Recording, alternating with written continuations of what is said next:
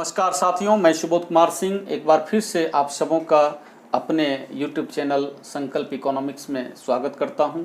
आज हम लोग पढ़ेंगे एक ऐसे क्वेश्चन के बारे में जो ना केवल क्लास 10 में है बल्कि ये क्लास 12 में भी है। तो इसलिए क्लास 10 के स्टूडेंट्स और क्लास 12 के स्टूडेंट्स दोनों ध्यान देंगे। इसके साथ साथ दोनों मीडियम वाले भी साथ साथ चलेंगे, हिंदी मीडियम में जो हैं और जो इंग्लिश मीडियम में है, दोनों मीडियम वाले फॉलो करेंगे। आप लोग को दिक्कत ना हो तो इसके लिए मैं एक चीज़ कर देता हूं कि हिंदी मीडियम और इंग्लिश मीडियम दोनों का नोट्स इसी वीडियो में अपलोड कर देता हूं। आप लोग उसको राइट डाउन कर लेंगे, कॉपी में लिख लेंगे और पहले लिखने के बाद आप उसको पढ़ लेंगे एक बार, या आपके सामने रहेगा। मैं जैसे जैसे हर बिंदु पर जो मुद्रा के कार्य हैं एक एक बिंदु की चर्चा करते जाऊँगा और आप लोग अपने कॉपी में वो चीज़ को देखते जाइएगा और उसको समझते जाइएगा। आप लोग का पूरा जो इस क्वेश्चन का कंसेप्ट है जो आप लोग को जानना चाहिए क्लियर हो जाएगा। और बहुत ही इम्पोर्टेंट क्वेश्चन है, अक्सर 10 में भी पूछा जाता है और 12 में भी पूछा जाता है। तो सबसे पहले आप लोग इस नोट्स को उतार लें अपने कॉपी में। मुद्रा और बैंकिंग, पहला क्वेश्चन है मुद्रा किसे कहते हैं, उसकी परिभाषा दी हुई है। साथ ही साथ मुद्रा के कार्य को 3 भागों में बांटे हैं, प्राथमिक कार्य, प्राइमरी फंक्शन, इसमें 2 कार्य आता है। उसके बाद सहायक अथवा गौण कार्य है, सेकेंडरी फंक्शन, इसके अंतर्गत 3 कार्य करना है। और अंत में है आकस्मिक कार्य, इसके अंतर्गत 2 कार्य है। आप लोग इसे लिख लें। साथ ही साथ आप लोग वीडियो को लाइक करें, शेयर करें, कमेंट करें।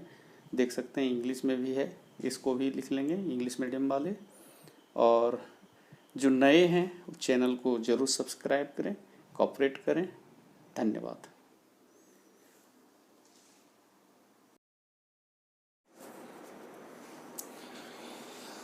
उम्मीद करते हैं कि आप लोग अपने कॉपी में मैंने जो बताया नोट्स के बारे में उसको उतार लिए होंगे। अब मैं बारी बारी से आपको हर बिंदु पर चर्चा करके बताऊंगा कि रियल में मुद्रा क्या है और मुद्रा के क्या कार्य हैं। सबसे पहले एक चीज़ आप लोग करेंगे कि इससे पहले मेरा एक वीडियो ऑलरेडी आ चुका है।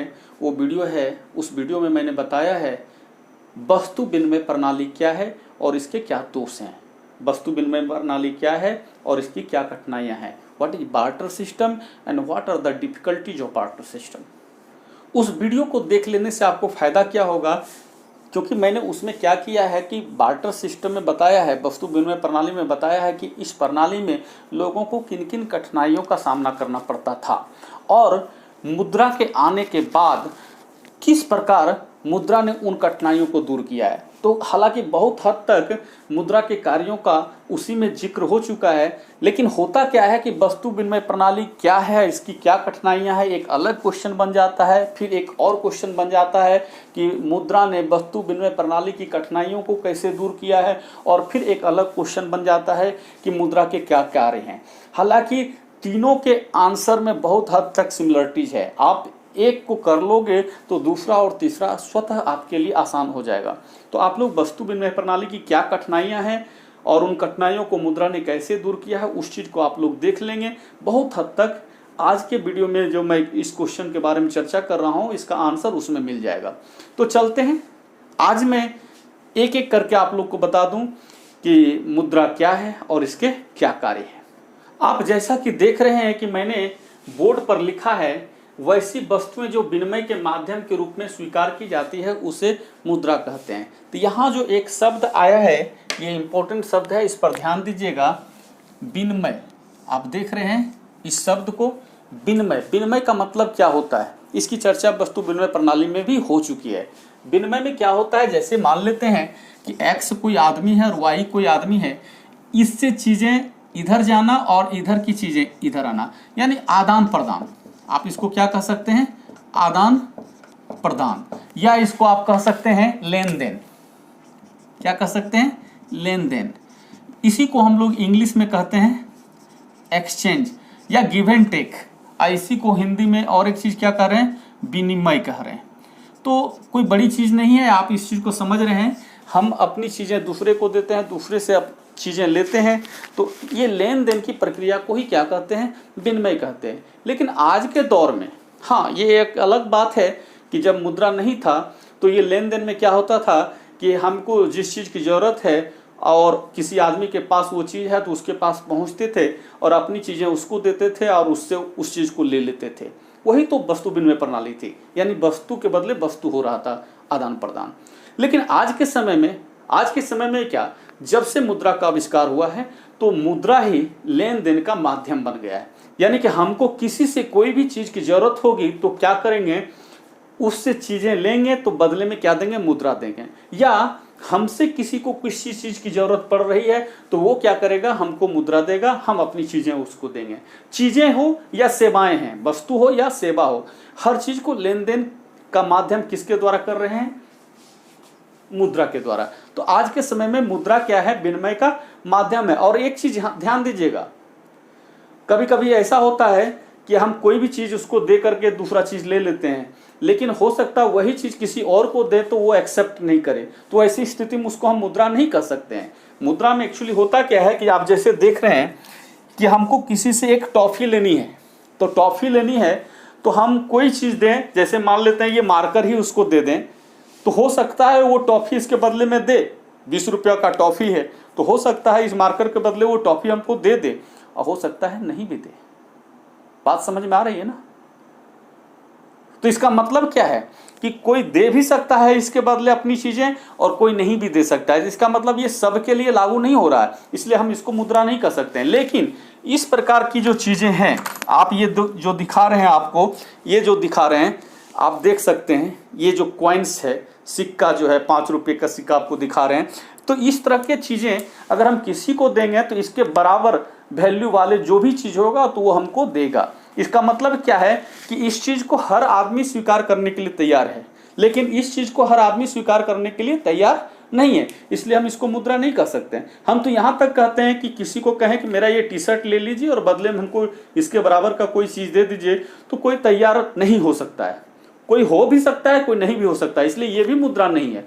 लेकिन जिस चीज़ को हर आदमी स्वीकार करने के लिए तैयार हो जाए कि हाँ दीजिए ये चीज़, हम इसके बदले अपना चीज़ दे देते हैं, तो इसका मतलब है कि वो चीज़ क्या है, मुद्रा है। तो ऐसे चीज़ को हर आदमी स्वीकार करने के लिए तैयार है, इसलिए ये क्या कहलाएगा, मुद्रा कहलाएगा। मैंने यहाँ जो डिफिनेशन लिखा, वैसी वस्तुएं जो विनिमय के माध्यम के रूप में स्वीकार की जाती है उसे मुद्रा कहते हैं। तो विनिमय के माध्यम के रूप में इसी चीज़ को स्वीकार किया जाता है, लेन देन के रूप में आज के समय में इसी को स्वीकार किया जाता है। इसलिए जब भी हम मार्केट जाते हैं कोई भी चीज़ खरीदने के लिए तो इस तरह की चीज़ें पैकेट में डाल करके जाते हैं।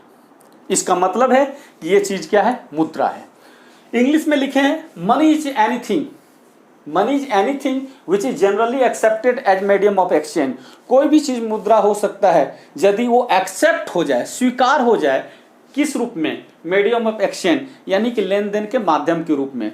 तो लेन देन के माध्यम के रूप में क्या हर कोई तैयार होगा इस चीज के लिए, नहीं होगा, इसलिए मुद्रा नहीं है। लेकिन मैंने जो कॉइन्स दिखाया, कॉइन्स को हर कोई एक्सेप्ट करने के लिए तैयार है, इसीलिए क्या है, मुद्रा है। अब यदि मैं मुद्रा के कार्य के बारे में कुछ बात करूं, इससे पहले आप लोग थोड़ा सा एक चीज और जान लें। कभी कभार एग्जामिनेशन में पूछता है, मुद्रा का अलग अलग डेफिनेशन दिया हुआ रहता है, पूछता है कि ये डेफिनेशन किस अर्थशास्त्री ने दिया है। तो 2 अर्थशास्त्री मेरे नज़र में इम्पोर्टेंट इकोनॉमिस्ट हैं, महत्वपूर्ण अर्थशास्त्री हैं, उनके द्वारा दी हुई मुद्रा की परिभाषा को आप लोग समझ लें। एक मैं पहले चर्चा कर दूं, वो अर्थशास्त्री है, उनका नाम है मार्शल। ध्यान में रखेंगे आप लोग, मार्शल। मार्शल क्या कहा है मुद्रा के बारे में? इन्होंने कहा है मुद्रा वह धुरी है, धुरी समझते होंगे आप लोग, जैसे कि मान लेते हैं तारामाची वगैरह देखते हैं, या और घिरनी टाइप का कुछ चीज रहता है घूमने वाला, या देखते हैं आप लोग लट्टू नचाते होंगे, तो एक जो होता है बीच का जो होता है पॉइंट होता है इस तरह का, वही होता है धुरी। जैसे आप देखिएगा जो घुर्नी वगैरह होता है तो आपको, या पंखा वगैरह भी देखते हैं तो जो पंख लगा हुआ रहता है तो बीच में जो मेन पॉइंट है वही धुरी है। और क्या होता है, जो भी घूमने वाला चीज होता है तो इसी के चारों ओर चक्कर लगाता है, इससे दूर नहीं जा पाता है। हर चीज जो है इससे क्या होता है, कनेक्टेड होता है। तो ये हो गया आपका एक तरह से क्या, धुरी हो गया। तो मुद्रा वह धुरी है जिसके चारों ओर अर्थ विज्ञान चक्कर लगाता है। यहां अर्थ विज्ञान चारों ओर चक्कर लगा रहा है। किसके चारों ओर? मुद्रा के चारों ओर। इस चीज को आप लोग समझिए। एक्चुअली है क्या, जैसे हम लोग जो भी कार्य करते हैं, जैसे मैं पढ़ा रहा हूँ और आप पढ़ रहे हैं, कोई अन्य गतिविधि में शामिल है, जैसे कोई खेतीबाड़ी कर रहा है, कोई क्लिनिक में बैठा हुआ है, कोई स्टेशनरी के दुकान में बैठा हुआ है, तो कोई यातायात के साधन से जुड़े हुए हैं, तरह तरह की चीज़ों में लगे हुए हैं, लोग कार्य कर रहे हैं। वो जो कार्य कर रहे हैं वो किस मकसद से कर रहे हैं? कहिएगा अपनी ज़रूरत पूरा करने के लिए, क्योंकि बिना ज़रूरत पूरा किए तो काम नहीं चल सकता है। और उन ज़रूरत को पूरा करने के लिए हमारे पास क्या होनी चाहिए? ये होनी चाहिए, मुद्रा होनी चाहिए। तो जितना भी हम लोग काम करते हैं सब इसी के लिए करते हैं, पैसे के लिए। क्यों? क्योंकि ज़्यादा काम करेंगे तो ज़्यादा पैसा होगा, और पैसा होगा तो अपनी ज़रूरत को हम ज़्यादा से ज़्यादा फुलफिल कर पाएंगे। इसलिए जितने भी गतिविधियाँ होती हैं, आर्थिक क्रियाएं होती हैं, पूरा जो ये अर्थ जगत है, उसकी तमाम घटनाएं किसके चारों ओर चक्कर लगाती है? मुद्रा के चारों ओर लगाती है। ये किसका कहना है? मार्शल का, याद रखेंगे। एक और इम्पोर्टेंट इकोनॉमिस्ट है, उनको भी जान लीजिए, वो है हार्टले विदर्स। Hartley withers. अब हार्टले विदर्स का क्या कहना है? इनका कहना है कि मुद्रा वह है जो मुद्रा का कार्य करता हो। मुद्रा वह है जो मुद्रा का कार्य करता हो। इंग्लिश में money is what money does, ये इंग्लिश में कह सकते हैं। मतलब आप समझिए कि मुद्रा का काम क्या है। मुद्रा का काम क्या है? अभी मैंने बताया कि विनिमय का माध्यम है, लेन देन का माध्यम है। यानी कि हमको किसी से किसी चीज को लेना है या किसी को कुछ देना है तो उसका माध्यम क्या है? मुद्रा। तो यदि कोई चीज ये काम कर दे, आपके लेन देन का माध्यम बन जाए, तो वही मुद्रा है, क्योंकि मुद्रा का ये काम है।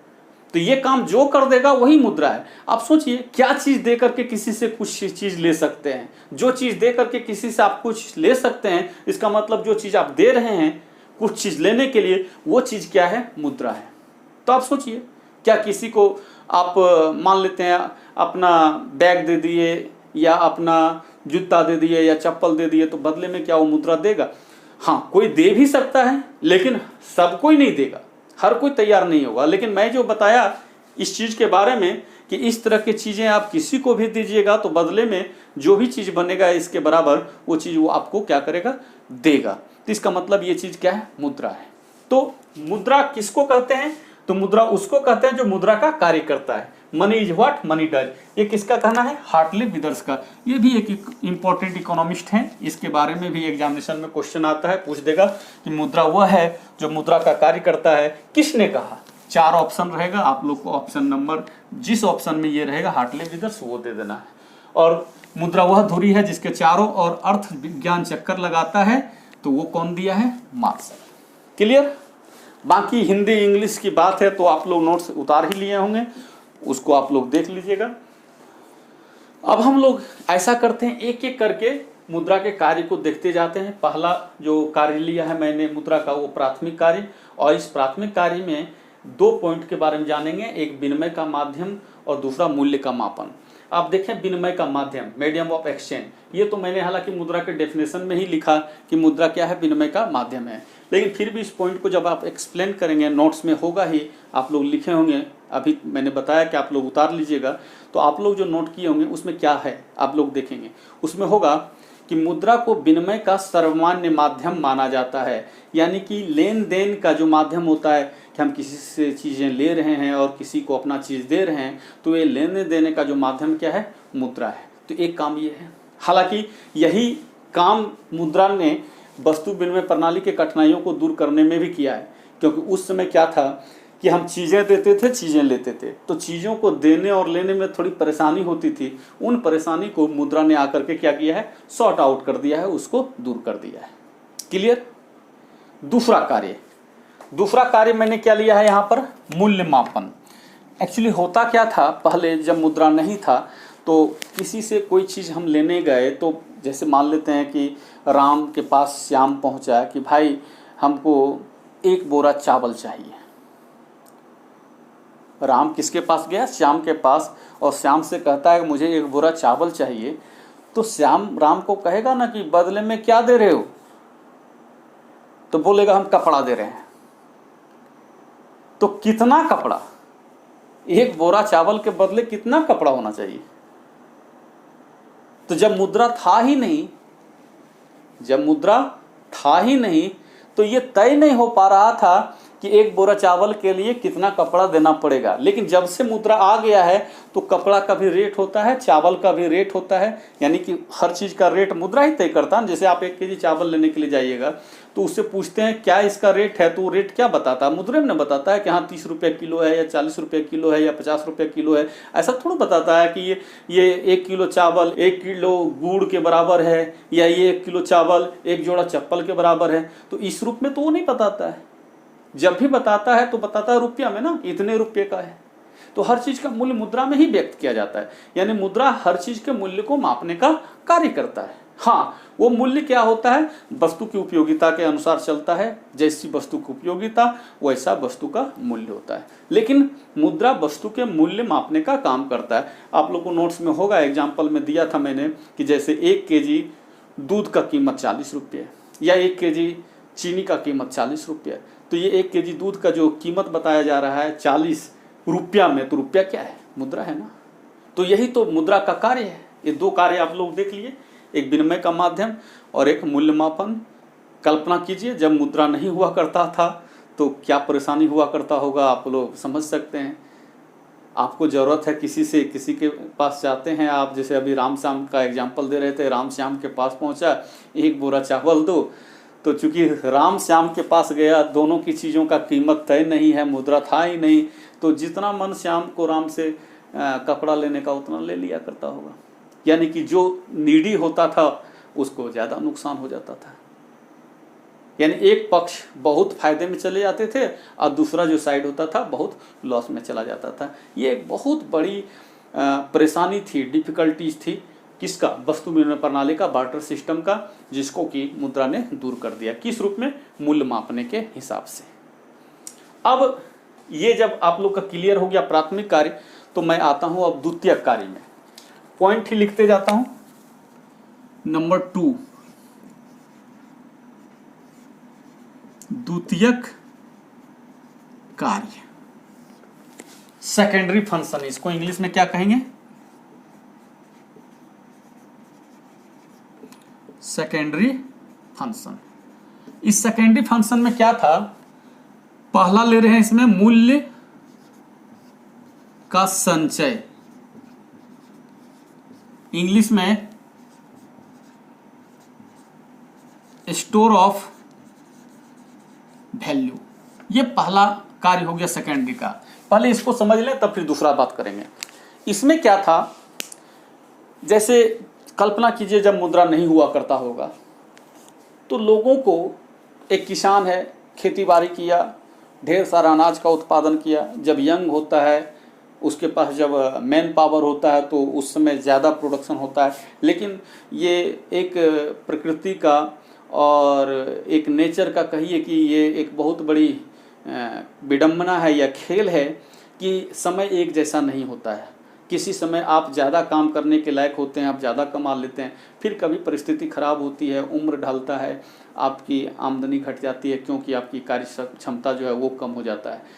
तो मान लेते हैं किसान जिसमें यंग है, खूब अनाज का उत्पादन किया, मुद्रा है ही नहीं कि वो अनाज को बेच करके मुद्रा का स्टोर करते जाए, तो क्या करना पड़ता होगा, वही अनाज ही स्टोर करता होगा। लेकिन उसमें परेशानी क्या है कि अनाज के स्टोर करने के लिए ज़्यादा स्पेस चाहिए, ज़्यादा जगह चाहिए, तो जगह की कमी होती है, उसमें परेशानी होती है। और दूसरी ओर क्या होता है कि वो ख़राब होता चला जाता है, यानी चीज़ों का वैल्यू डिटोरिएट करता है, उसका मूल्य घटता है, वो ख़राब होता है, सड़ने लगेगा।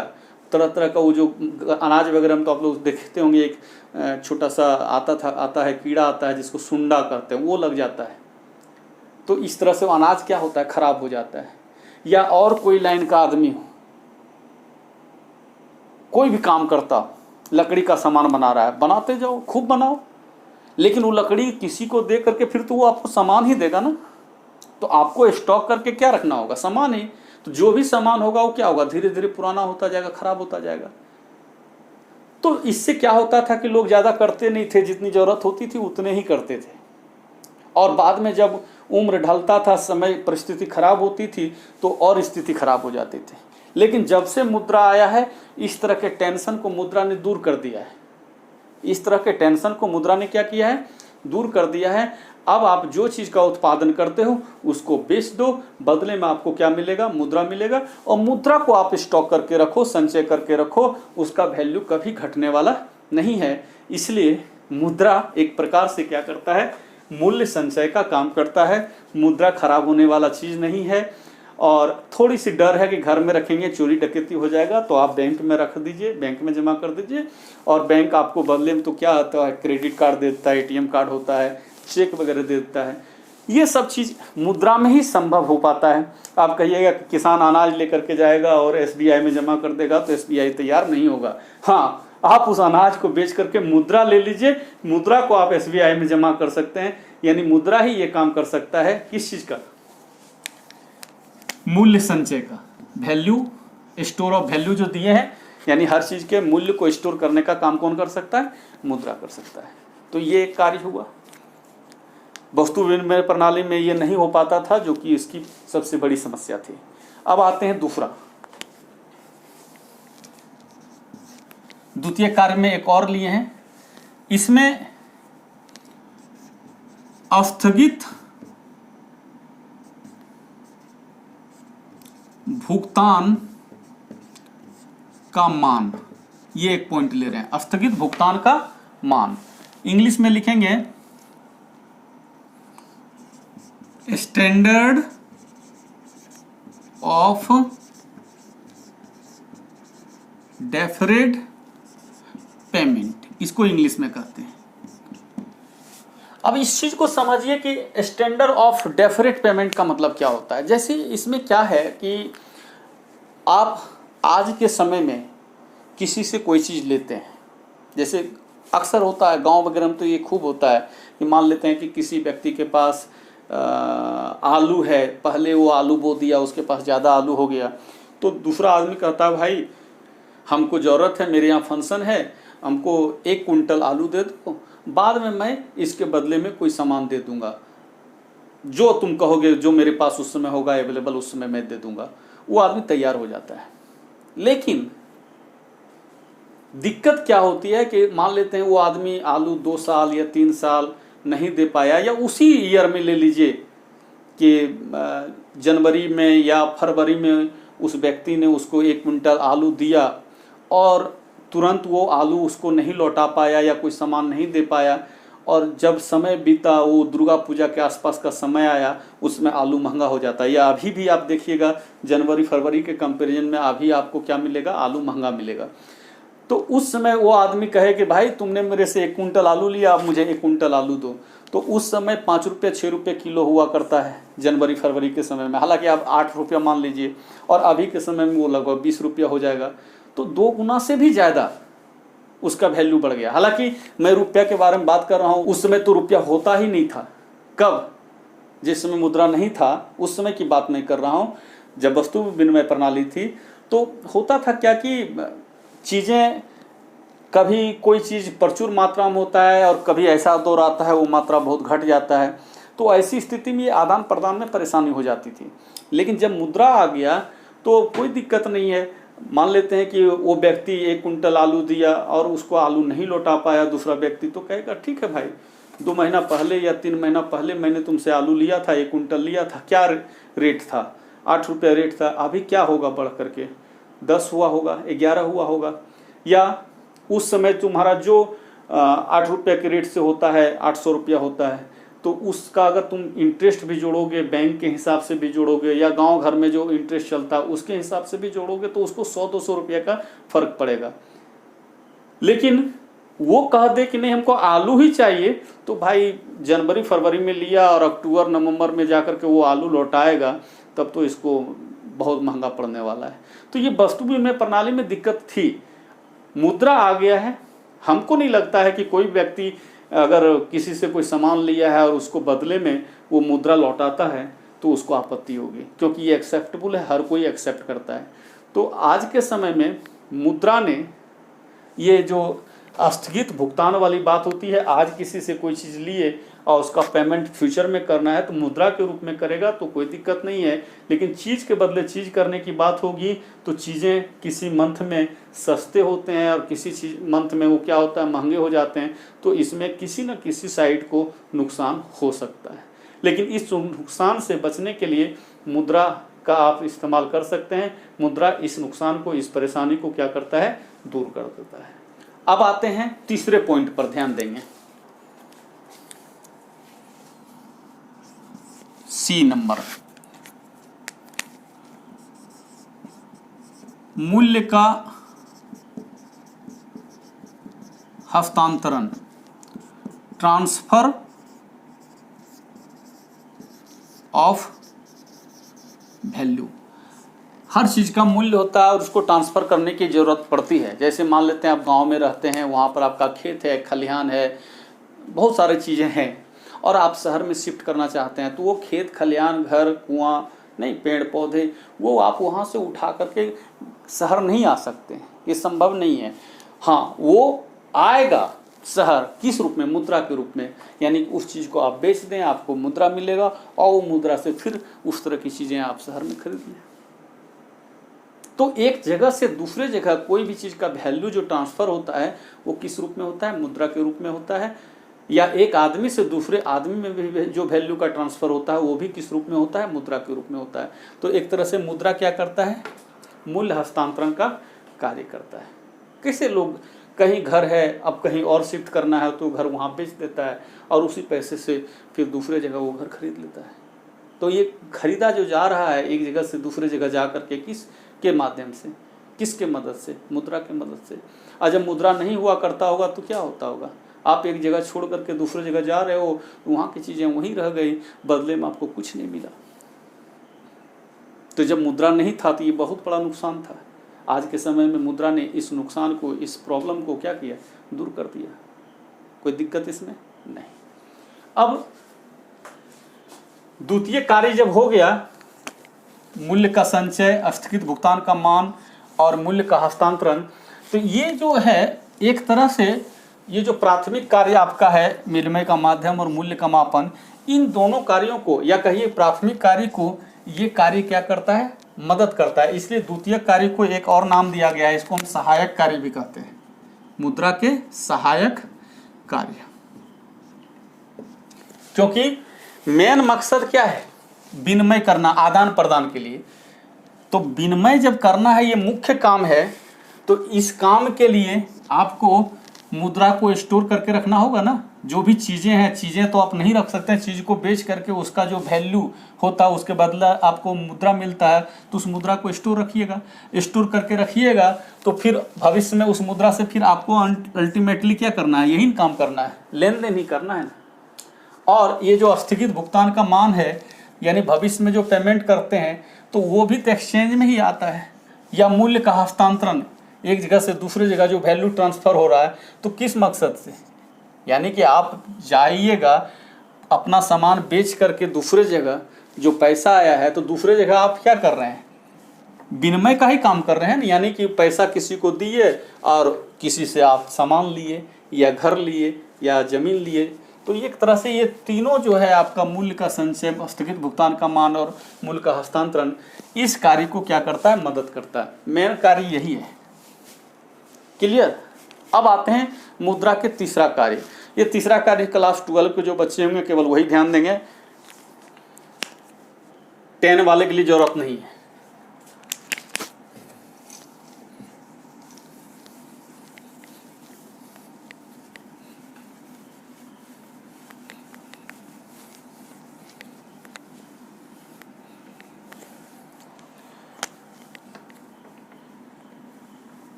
तीसरा कार्य को कहा गया है आकस्मिक, आकस्मिक कार्य, इंग्लिश में कंटिंजेंट फंक्शन ऑफ मनी। लिख ही देते हैं मुद्रा के आकस्मिक कार्य। इसमें क्या है, सबसे पहले इसमें ले लीजिए एक ठो साख का आधार, साख का आधार, इंग्लिश में बेसिस ऑफ क्रेडिट। क्रेडिट विश्वास, लेन देन में क्रेडिट की बहुत ज़रूरत होती है। जिसको जितना ज़्यादा क्रेडिट है आज के समय में वो उतना ज़्यादा लेन देन कर पाता है। और इस क्रेडिट का जो मुख्य आधार है वो क्या है, मुद्रा है। आपके पास मुद्रा है यानी क्रेडिट है, यानी कि आप पर विश्वास है।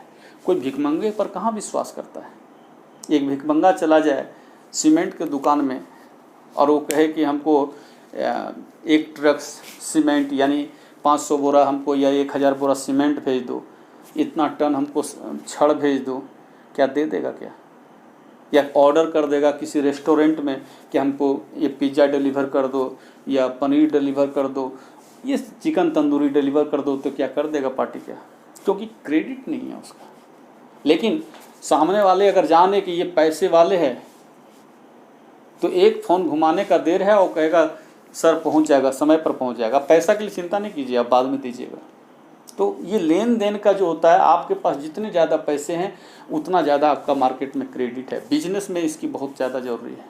तो साख का आधार कौन होता है? मुद्रा होता है। दूसरा,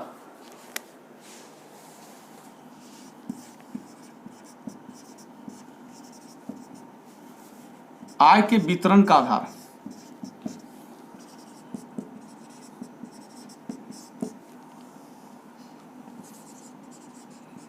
बेसिस ऑफ डिस्ट्रीब्यूशन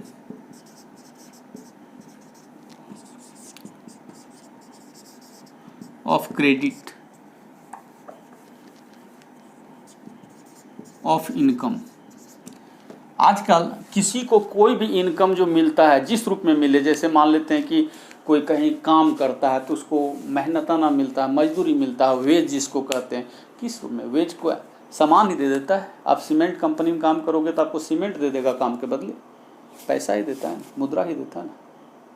कोई कहीं मिठाई वाले के यहाँ काम करता है तो क्या करता है, मिठाई वाले उसको काम के बदले मिठाई दे देता है? नहीं देता है, बदले में मुद्रा देता है।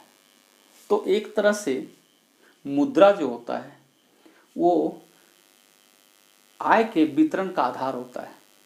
और एग्जाम्पल आप पुट अप कर सकते हैं, जैसे किसी का मकान है, वो रेंट पर लगा देता है, तो जिसको रेंट पर लगा दिया तो वो क्या करेगा, महीना पूरा होगा तो अगर मानते हैं वो किसान फैमिली से बिलोंग करता है तो वो अनाज दे देगा। कपड़ा का व्यापारी है तो वो कपड़ा दे देगा। कोई मेडिकल वाला है तो क्या करेगा, मेडिसिन दे देगा? नहीं देगा, बदले में क्या देगा, मुद्रा देगा। तो कोई भी काम करता है कहीं पर, जिस रूप में आपको जो भी इनकम प्राप्त होता है वो किस रूप में प्राप्त होता है, मुद्रा के रूप में प्राप्त होता है। इसलिए ये क्या है, आय के वितरण का भी आधार है। तो इस प्रकार से देखा जाए आज के समय में मुद्रा का जो रोल है वो बहुत बढ़ चुका है, इसका इम्पोर्टेंस बहुत बढ़ चुका है। और कुल मिलाकर के देखा जाए तो मुद्रा के आविष्कार ने, जिस प्रकार से पहिए का आविष्कार और आग का आविष्कार ने मनुष्य के जीवन में एक क्रांतिकारी परिवर्तन लाया, मनुष्य के जीवन को आसान बनाने का काम किया, आज के समय में मुद्रा भी लोगों के कार्य को आसान बना रहा है, लोगों के जीवन को सरलता प्रदान कर रहा है। इसलिए मुद्रा का आज के समय में बहुत ज़्यादा इम्पोर्टेंस बढ़ गया है। तो आज के वीडियो में हम लोग मुद्रा के बारे में जाने, इससे पहले हम आप लोग को वस्तु विनिमय प्रणाली के बारे में बता चुके हैं। दोनों वीडियो को साथ ही साथ देख लीजिएगा। ये दोनों क्वेश्चन क्लास 10 और 12 के लिए बहुत इम्पोर्टेंट क्वेश्चन है। अब मिलेंगे हम अगले वीडियो में, तब तक हमको आज्ञा दीजिए। धन्यवाद। जय हिंद, जय भारत।